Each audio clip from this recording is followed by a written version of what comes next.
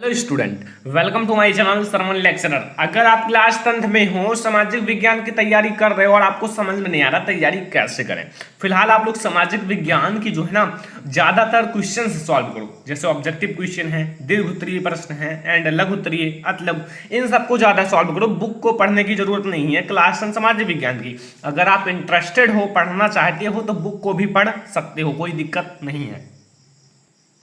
तो यहाँ हम लोग इतने सारे ऑब्जेक्टिव क्वेश्चन देखेंगे कि आप लोग भी कहोगे सर बहुत है। तो वीडियो को लाइक कर दो, चैनल पर नए आए हो तो सब्सक्राइब कर लो और इस वीडियो को अपने फ्रेंड्स के साथ शेयर कर देना। फिर चलो हम लोग शुरुआत कर देते हैं। पहला क्वेश्चन आप लोग समझो, सब चैप्टर वाइज हैं, जितने सारे चैप्टर्स हैं उन सारे चैप्टर्स में से लिए गए हैं। हर एक चैप्टर में से जितने क्वेश्चंस हों उतने, ठीक है। देखो पहला है वियना संधि, ठीक है, या फिर शांति संधि। शांति संधि हुई, वियना संधि भी कह सकते हो, वियना संधि हुई या वियना शांति संधि हुई। अब आपके पास बोर्ड एग्जाम में ऐसे ही सेम आएंगे क्वेश्चंस और 4 ऑप्शन रहेंगे। बट आपको मैं एक चीज बताते चलूं साथ में कि आपको बोर्ड एग्जाम में कैसे इन सारे के उत्तर देने हैं। जैसे आपके बोर्ड एग्जाम में ये क्वेश्चन आ गया, ठीक है, तो आप कैसे इसका उत्तर दोगे। देखो सबसे पहले तो यहां आप लोगों को ब्लैक पेन से, ठीक है, लिख देना है। क्या ये ब्लैक पेन से, रुक जाओ, ठीक है। यहां आपके क्वेश्चन जैसे आ गए तो यहां आप फर्स्ट डाल दो, ये फर्स्ट क्वेश्चन, और ऊपर जो आपका प्रश्न उत्तर नंबर फर्स्ट हो या सेकंड हो जो हो, यहां आपको लिखना है वियना शांति। हैंड राइटिंग भाई आपकी जितनी अच्छी हो उतना ज्यादा आपको बोर्ड एग्जाम में नंबर दिया जाएगा, ठीक है। संधि हुई, तो यहां आपको ऐसे लिख देना है, ठीक है, यहां डैश मार देना है। फिर इसका आंसर जो है वो मैं आपको बताता हूं। आपके पास 4 ऑप्शन ऐसे बोर्ड एग्जाम में रहेंगे और आपका पहला का है 1805 ईस्वी में, खा है 1815 ईस्वी में, गा है 1810 ईस्वी में एंड घा है 1830 ईस्वी में। मैं आपको सिलेबस भी पढ़ाऊंगा एंड इंपॉर्टेंट भी साथ में पढ़ाऊंगा। डोंट वरी, आपका सिलेबस भी स्टार्ट हो जाएगा, ठीक है। तो यहां आपका जो सही उत्तर है वो है 1815 ईस्वी में। अब ये आपका सही उत्तर है, तो यहां आप लोग ब्लू पेन लो, ठीक है, और यहां उत्तर डाल दो, हेडिंग उत्तर। अब 4 ऑप्शन में से ये आपका खा है और यहां आप फिर खा डाल दो, ओके। फिर आपका खा क्या है, खा है 1815 ईस्वी में। ऐसे आपको बोर्ड एग्जाम में लिखने हैं और फिर आपको यहां क्या करना है, ऐसे करके सही मार देना है। बस आपको फुल मार्क दिए जाएंगे जितने मार्क के आपके क्वेश्चंस हैं, ओके। कुछ इस टाइप से आपको ऑब्जेक्टिव क्वेश्चन का आंसर देना है, ठीक है। तो ऐसे में आपको कुछ ऑब्जेक्टिव क्वेश्चन में सॉल्व करा देता हूं। पहला आपका ये है, ठीक है, वियना शांति संधि हुई 1815 ईस्वी में। अगला है फ्रेडरिक सारियू कौन था, का जर्मन दार्शनिक, ठीक है, खा है फ्रांसीसी दार्शनिक, गा है पुर्तगाली एंड घा है रूसी राजनीति। तो अगर आपको पता हो तो अच्छी बात है, नहीं पता हो तो मैं आपको जरूर बताऊंगा एंड आप लोग गेस कर लिया करो कौन सा सही हो सकता है। आपका सही जाए तो कोई दिक्कत नहीं है, आप उसे जल्दी याद हो जाएगा। तो इसमें से जो आपका सही आंसर है वो है फ्रांसीसी चित्रकार, ओके। फ्रांसीसी चित्रकार थे, कौन थे, फ्रांसीसी चित्रकार। अगर कोई भी छोटी मोटी गलती होगा तो आप देख लेना, ठीक है। वैसे तो मैं आपको बहुत सही से नोट्स बना के बहुत अच्छे से समझा रहा हूँ, कोई आपको बहुत अच्छे से ऐसा नहीं समझाएगा जैसा मैं समझा रहा हूँ। तो आप लोग यार वीडियो को लाइक जरूर कर दिया करो। यहाँ देखो प्रश्न नंबर 3, महात्मा गांधी ने असहयोग आंदोलन कब शुरू किया। जो महात्मा गांधी जी ने असहयोग आंदोलन शुरू किया था तो वो कब शुरू किया था, ये आपको बताना है। तो महात्मा गांधी जी ने असहयोग आंदोलन कब शुरू किया, तो यहां आपके पास 4 ऑप्शन है, ठीक है। 4 ऑप्शन में से पहला है ये तो आपका सन 1919 ईस्वी एंड खा है सन 1921 ईस्वी, गा है 1920 ईस्वी, घा है 1922 ईस्वी। तो आपका कौन सा सही हो सकता है ये आप लोग बताओ, फिर मैं आपको बताता हूं। वैसे तो आप नहीं पढ़े होंगे, पता भी नहीं होगा, बट आप लोग समझ लो, जो मैं पढ़ाता हूँ उसे समझ लोगे तो बोर्ड एग्जाम में काफ़ी ज़्यादा मदद मिलेगा, मैं गारंटी लेता हूँ 100%। तो यहाँ आपका सही आंसर होगा 1920 ईस्वी। याद रखना कि महात्मा गांधी जी जो थे ना, असहयोग आंदोलन कब शुरू किया, तो 1920 ईस्वी में। छोटी छोटी चीज़ें आप याद रखो, फिर आप टॉपर बन भी जाओगे, 95% 90% ले आओगे। बट अभी से जैसा मैं पढ़ा रहा हूँ ऐसा पढ़ो, इंपॉर्टेंट सॉल्व कर रहा हूँ इंपॉर्टेंट सॉल्व करो, एंड मैं सिलेबस पढ़ा रहा हूँ सिलेबस पढ़ो। ओके, अब यहाँ आगे देखो, question number 4, Mahatma Gandhi Africa से कब वापस आए? महात्मा गांधी जी अफ्रीका गए थे सैर करने, टहलने, घूमने, ठीक है, जिंदगी का मजा लेने। तो का 1914 ईस्वी, खा 1918 ईस्वी, गा 1915 ईस्वी, घा 1919 ईस्वी। देखो अब यहाँ आपका कौन सा सही आंसर हो सकता है वो तो आप लोग जान ही गए होंगे, ठीक है, काफ़ी इजी है। तो यहाँ आपको मैं बता दूँ 1915 ईस्वी में महात्मा गांधी जी अफ्रीका से लौटे थे। कहाँ से? अफ्रीका से। एंड ये काफ़ी इंपॉर्टेंट है, आप लोग जरूर याद कर लेना। ये सारे जो मैं बता रहा हूँ ये काफ़ी इंपॉर्टेंट हैं आप लोगों के लिए, अगर आप लोग याद कर लोगे तो आप लोगों के लिए ही फायदा है। यहाँ अगला, रीडर पेस्ट की बीमारी किस महाद्वीप में फैली थी? इन सबको पढ़ाया गया है, चैप्टर 3 में है, भूमंडलीकृत विश्व का बनना में। तो यहाँ का एशिया में, खा अफ्रीका में, गा ऑस्ट्रेलिया में, घा अमेरिका में। तो ये आपके 4 ऑप्शन हैं, कौन सा सही हो सकता है वो आप लोग गेस करो, फिर मैं आपको इसका सही आंसर जरूर बताऊंगा। तो इसका जो सही आंसर है वो है अफ्रीका में। कहाँ फैला था रीडर पेस्ट नामक बीमारी? अफ्रीका में। 90% जानवरों की मृत्यु हो गई थी, 10% बचे थे, उसमें से भी कुछ 5% कब्जा कर लिए थे राजाओं ने, एंड 5% बचे थे। अब क्या हो वो सब मैंने पढ़ाया है, अब आप लोग देख लेना। अगला क्वेश्चन आप लोगों के सामने, प्रश्न नंबर 6, महामंडी का प्रारंभ किस वर्ष हुआ? मतलब जो महामंडी था उसका प्रारंभ किस वर्ष हुआ? तो आपके पास 4 ऑप्शन हैं, सन 1919 ईस्वी में, एंड खा है 1929 ईस्वी में, गा है सन 1924 ईस्वी में, गा है सन 1934 ईस्वी में। अब इसमें से कौन सा सही हो सकता है वो तो मैं आपको बताऊंगा, याद रखना, ठीक है। इसमें से जो आपका सही आंसर है वो है 1929 ईस्वी में। कब? 1929 ईस्वी में। समझ में आया ना? कोई दिक्कत नहीं होना चाहिए, ठीक है। काफ़ी इजी क्वेश्चंस हैं और आपको पढ़ना भी पड़ेगा क्योंकि काफ़ी इजी हैं और आप लोगों को इजी क्वेश्चंस को जल्दी सॉल्व करना होगा, ठीक है। यहाँ प्रश्न नंबर 7 है कि भूमि एक संसाधन है। भूमि एक संसाधन है, जैसे संसाधन क्या है? जैसे आप इसमें फसल उगाते हो, चलते हो, कूदते हो, खेलते हो, तो एक प्रकार का संसाधन आपके लिए काम आता है, आपके लिए महत्वपूर्ण है। तो ये एक प्रकार से आपके लिए संसाधन है। तो का प्राकृतिक, खा सौर ऊर्जा निर्मित, गा मानव निर्मित। कोई नहीं, पहली बात तो मानव इसे बनाया नहीं है, एंड सौर ऊर्जा से इसे बनाया नहीं जा सकता। सौर ऊर्जा से क्या भूमि बनाया जा सकता है? नहीं। पहली बात इसमें से कोई नहीं, ये भी गलत है। प्राकृतिक जो है ना, प्राकृतिक संसाधन है। कौन? भूमि। भूमि एक प्राकृतिक संसाधन है। क्यों? क्योंकि ये प्रकृति द्वारा प्रदान किया गया है। अगर आपसे पूछा जाए आंख प्राकृतिक है या नहीं, तो आंख प्राकृति की देन है। ओके, एंड प्रश्न नंबर 8 पे आ जाओ। प्रश्न नंबर 8 है, यहाँ देखो, निम्नलिखित में से एक मिट्टी का प्रकार नहीं है। अब इतने आपके 4 ऑप्शन हैं, इसमें से बताना है मिट्टी नहीं है। तो इसमें से कौन सी ऑप्शन हैं जो मिट्टी नहीं है? तो भाई काली मिट्टी का नाम तो आपने सुना ही होगा, पीली मिट्टी का नाम सुना है, लेटराइट मिट्टी का नाम सुना है, तो किस मिट्टी का नाम नहीं सुना है? सीमेंट। कौन सी मिट्टी होती है? सीमेंट तो एक प्रकार का घर बनाने का सामान है। तो ये आपका हो गया, सीमेंट जो है ना एक प्रकार की मिट्टी नहीं है। क्यों? क्योंकि ये सारे आपके काली मिट्टी, लाल मिट्टी, लेटराइट मिट्टी, पीली मिट्टी, जलोढ़ मिट्टी, ये सारी मिट्टियां हैं जिसे मैंने पढ़ाया है। बट अगर आप लोगों ने पढ़ा होगा तो अच्छी बात है, नहीं पढ़े हों तो और भी अच्छी बात है। पढ़ लो भाई, अभी आपके पास समय है। अगला क्वेश्चन, प्रश्न नंबर 9, लौह अयस्क किस प्रकार का संसाधन है? लौह अयस्क जो आपका है वो किस प्रकार का संसाधन है ये आपको बताना है। तो लौह अयस्क का आपके पास ऑप्शन है नवीकरणीय योग्य, खा जैव, गा प्रवाह, घा अनवीकरणीय योग्य। तो अब इसमें से आपका कौन सा सही हो सकता है तो वो तो आप लोग जानते होंगे, नहीं जानते हो तो मैं आपको बताऊंगा। तो जो आपका लौह अयस्क है वो आपका अनवीकरणीय योग्य संसाधन है। कौन सा है? अनवीकरणीय योग्य संसाधन है। ओके, समझ में आया?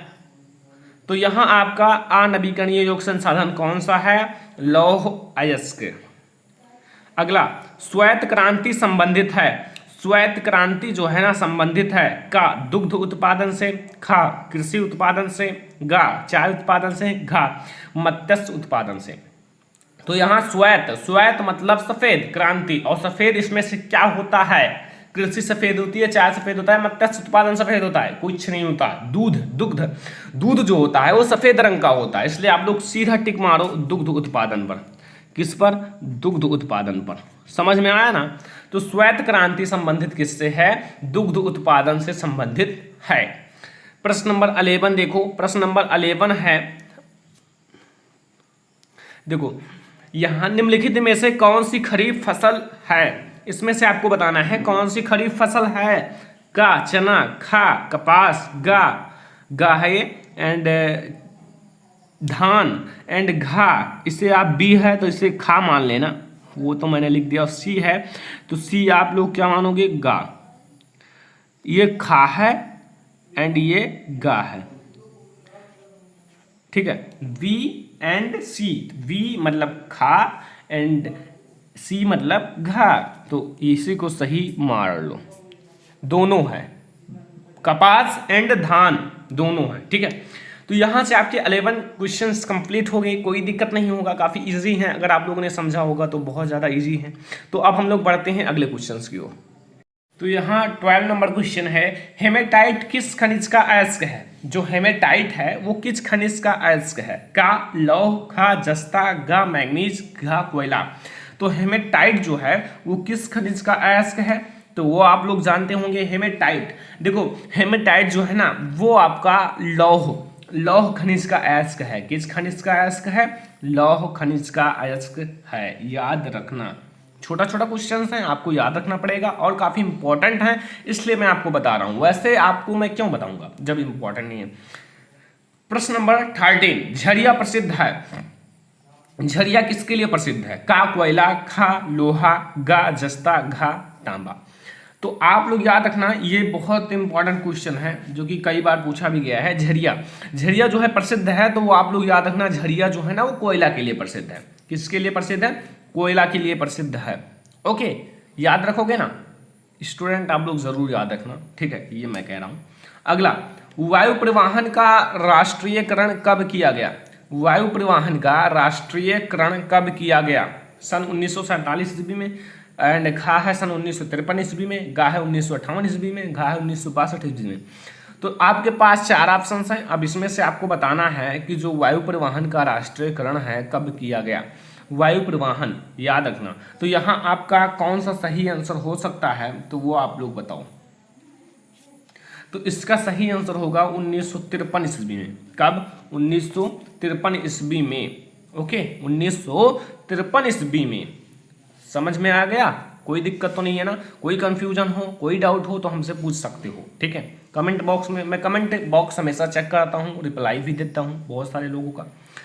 अगला क्वेश्चन है, यहाँ सत्ता की साझेदारी के कितने कारण बताए गए हैं? सत्ता की साझेदारी जो है ना इसके कितने कारण बताए गए हैं? का, 2, खा 4, गा 5, घा 6, यानी कि 2, 4, 5, 6 कौन सा सही है? 2 या 4 या 5 या 6? चलो फिर आप लोग जल्दी से बताओ। वैसे तो आप लोग नहीं जानते होंगे क्योंकि नहीं पढ़े हैं, बट मैं पढ़ाऊंगा तो समझ जाओगे, लेकिन अभी नहीं पढ़ा रहा हूँ क्योंकि अभी थोड़े प्रॉब्लम है। फिर मैं आपको full chapters in one video, full chapter in one video पढ़ाने वाला हूँ। तो इसका सही आंसर है 2। सत्ता की साझेदारी के कितने कारण हैं? 2 कारण हैं, ठीक है, याद रखना। सत्ता के साझेदारी के कितने कारण हैं? 2 कारण हैं। समझ में आ गया ना? कोई दिक्कत नहीं है। चलो फिर अगला क्वेश्चन की ओर चलें। चलो फिर अगला क्वेश्चन, ब्रुसेल्स राजधानी है? का वियतनाम की, खा बेल्जियम की, गा नेपाल की, घा श्रीलंका की। तो कौन सा सही आंसर है इसका? तो इसका सही आंसर है, करेक्ट आंसर है, वो है बेल्जियम। बेल्जियम की, ओके, बेल्जियम याद रखना। कौन सा है? बेल्जियम की। अगला है प्रश्न नंबर 17, भारत में कुल कितने संघीय राज्य हैं? भारत में कुल कितने संघीय राज्य हैं? तो भारत में कुल कितने संघीय राज्य हैं पता है? राज्य कितने राज्य हैं? अब भाई मुझे जो है ना वो तो मिला है बुक में। वैसे तो बहुत सारे लोग कहते हैं 28 से बोल रहा है, 100 लोग कहते हैं 29 है, बट मुझे जो मिला है वो आपका करेक्ट है 28 राज्य, ठीक है। समझ में आ गया? चलो फिर अगले क्वेश्चन की ओर चलते हैं एंड जल्दी जल्दी सब क्वेश्चंस को सॉल्व कर लेते हैं, ठीक है। फिर आपको और सारे क्वेश्चंस जल्दी जल्दी दिए जाएंगे। चलो प्रश्न नंबर 18, सन 1968 के ओलंपिक खेल कहाँ हुए? ओलंपिक खेल हुआ था 1968 ईस्वी में। कहाँ हुआ था? का लंदन, खा बेरूत एंड गा मैक्सिको में एंड घा पेरिस। तो कौन सा सही आंसर है? इसका सही आंसर है गा मैक्सिको में। ओके, समझ में आ गया? तो ये आपका सही आंसर है। एंड 19 नंबर है, निम्न में से किस राज्य की प्रति व्यक्ति आय सर्वाधिक है?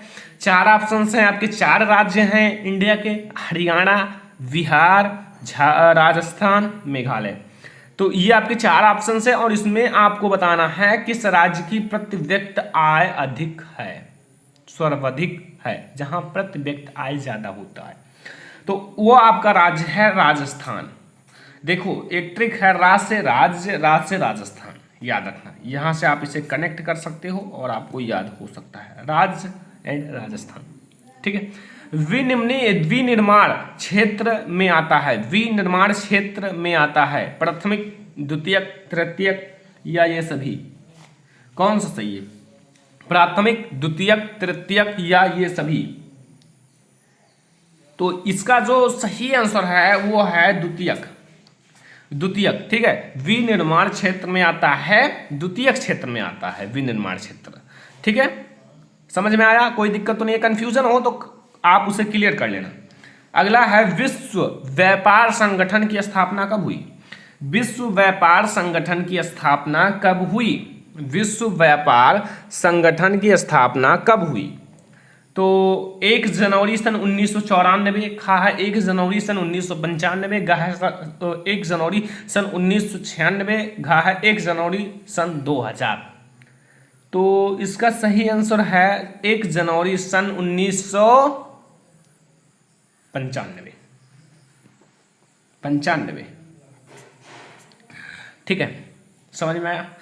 1 जनवरी सन 1995 करेक्ट आंसर है, याद रखना, काफी इंपॉर्टेंट है आपके बोर्ड एग्जाम के लिए। अब देखो, वर्तमान में भारत में कितने उपभोक्ता संगठन हैं? वर्तमान में भारत में कुल कितने उपभोक्ता संगठन हैं? का 689 से अधिक, खा 700 से अधिक, गा 500 से अधिक, घा 603 से अधिक। तो इसमें आपका कौन सा सही आंसर है? तो वो है 700 से अधिक, याद रखना। ठीक है, अब भाई इतने सारे हम लोग मोस्ट इंपोर्टेंट क्वेश्चन सॉल्व कर लिए हैं। ऑब्जेक्टिव 22 मोस्ट इंपोर्टेंट क्वेश्चन है ऑब्जेक्टिव। अगर आप इतना सॉल्व कर लोगे तो आपको कई सारे नंबर क्लियर हो जाएंगे। ठीक है, समझ में आ गया ना? कोई दिक्कत, कोई कंफ्यूजन तो आप लोग पूछ लेना। ठीक है, तो फिर यहीं पर ऑब्जेक्टिव क्वेश्चन खत्म हो जाता है। ठीक है, तो अगर आपको ये वीडियो पसंद आया हो तो वीडियो को लाइक कर दो, शेयर कर दो अपने फ्रेंड्स के साथ। चैनल पर नए आए हो तो सब्सक्राइब कर लेना। मैं आपको ऐसा ही वीडियो हमेशा देता रहता हूँ और सारे सब्जेक्ट के ऑब्जेक्टिव लाऊंगा और भी ऑब्जेक्टिव लाऊंगा, और भी मैं ढूंढ कर लाऊंगा, कहीं से भी लाऊंगा और इंपॉर्टेंट लाऊंगा कि आपका एक भी नंबर छूट ना जाए बोर्ड एग्जाम में और आप टॉपर बन के दिखाओ। यार अब की तो बोर्ड एग्जाम नहीं हुए, लेकिन अगली बार आप लोग टॉपर बनोगे। मेरे चैनल से तैयारी करके 95-90% लाओगे, मैं ये गारंटी लेता हूँ। Thanks for watching this video.